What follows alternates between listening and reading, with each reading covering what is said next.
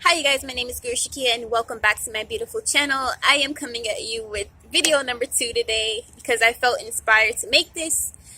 I am going to discuss living up to European standards and setting your own trends.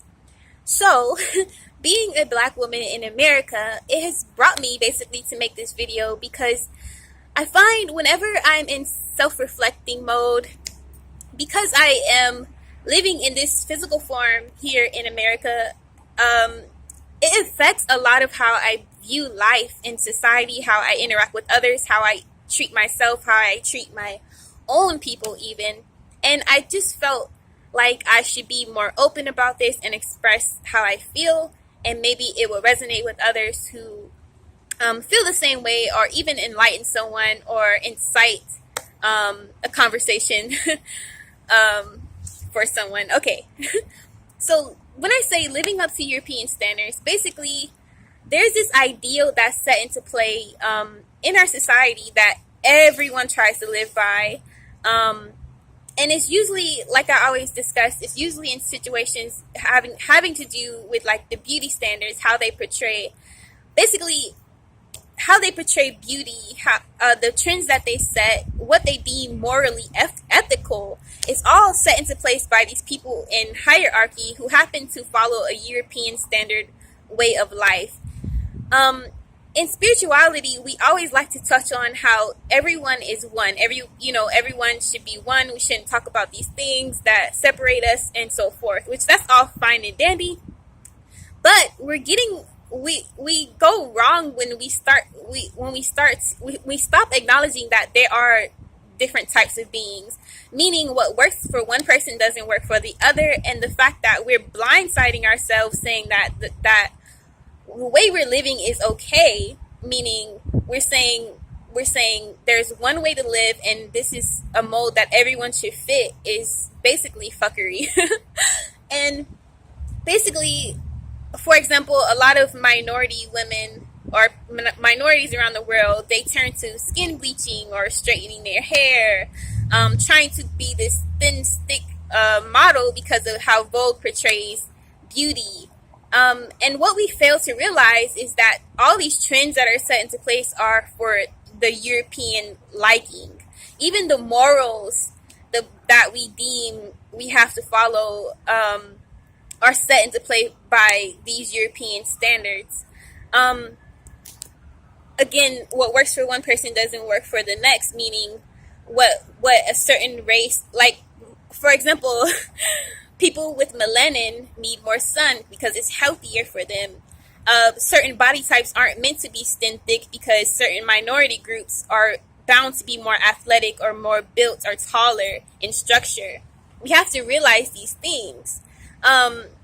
Certain people's body works better with live food, with greens, not eating meat, things of that nature.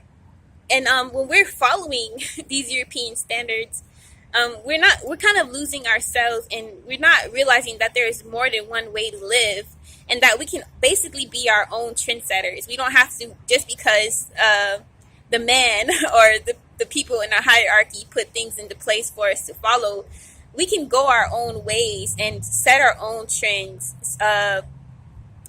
be our own quirky selves. And, you guys, I get nervous expressing this, I'm not going to lie.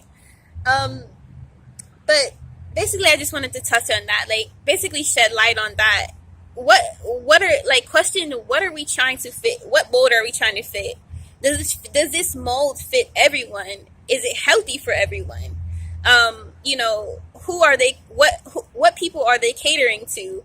Do these people look like me that they're catering to? I mean, these are questions you can ask yourself to figure things out yourself, even if you don't believe what I'm saying.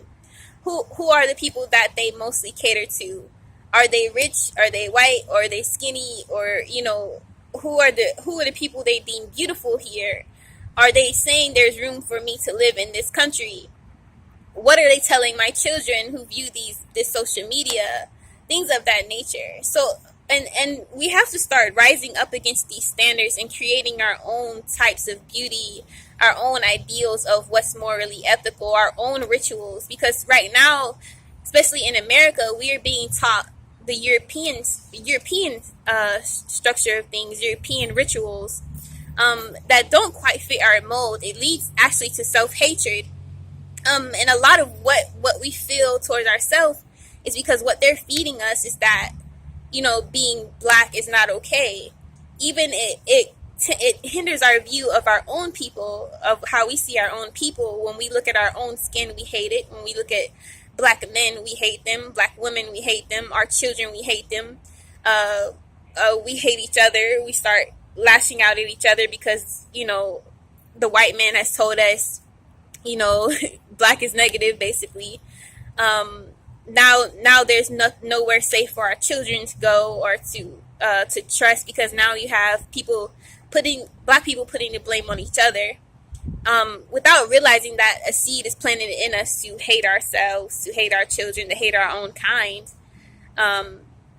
But we have to start, you know, talking about these situations, and I guess this is why I posted this video. So hope you guys, you know, enjoyed it, and if you have anything that you want to say, I'll make further videos on it. But set your own trends. Realize that this shit isn't for everybody.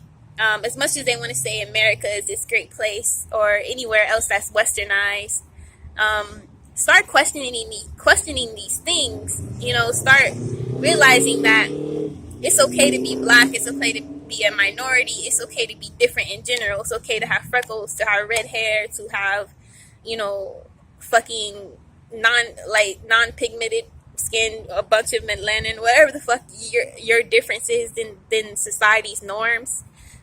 It's time to embrace that. But yeah, peace.